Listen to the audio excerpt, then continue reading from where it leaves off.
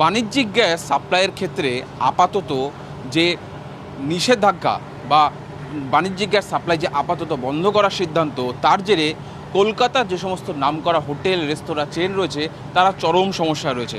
আমি সেরকমই একটি রেস্তোরাঁ চেন রয়েছি যারা কলকাতার স্বনামধন্য বিরিয়ানি বানান তারা সেই সংস্থায় রয়েছে। সেই সংস্থার যিনি ম্যানেজার তার সঙ্গে কথা বলার চেষ্টা করব। যেখানে যেখানে কমার্শিয়াল গ্যাসগুলো উৎপাদন হয়, যেমন হলদিয়া, যেমন বজবজ থেকে আসে, যেমন কল্যাণী, এই 3টে জায়গা থেকে আসে। অলরেডি গ্যাস বন্ধ। আজকে আমাদের কাছে খবর এটা লাস্ট। আমাকে এখন 10টা দিচ্ছে, আমার এখানে লাগে 20টা লাগে। গোটা ব্রাঞ্চ, অল ওভার ব্রাঞ্চ মিলে আমাদের ডেলি 60 পিস লাগে, কিন্তু আমাকে আজকে 10 পিস পাওয়া যাচ্ছে। আমাদের এখন চিন্তা ভাবনা করতে আবার পুরোনো দিকে যাওয়া। পুরোনো মানে কাঠ, এটা গ্যাস চলবে না কাঠ চলবে এটা দেখা হবে, না রেস্টুরেন্ট বন্ধ থাকবে, এই নিয়ে চিন্তা ভাবনা আজকে করা হবে। আজকে পর্যন্ত আপনাদের কতদিনের গ্যাসের স্টক রয়েছে? গ্যাস নেই, এটা লাস্ট গ্যাস। আজকেই লাস্ট, কালকের জন্য ভাবতে হবে আমাকে। কমার্শিয়াল গ্যাস প্ল্যান্ট থেকে লোড দিচ্ছে না, গাড়ি দাঁড়িয়ে আছে প্ল্যান্টে। কত গাড়ি? গাড়ি আমাদের 2-3টে গাড়ি দাঁড়িয়ে আছে ইন্ডেন।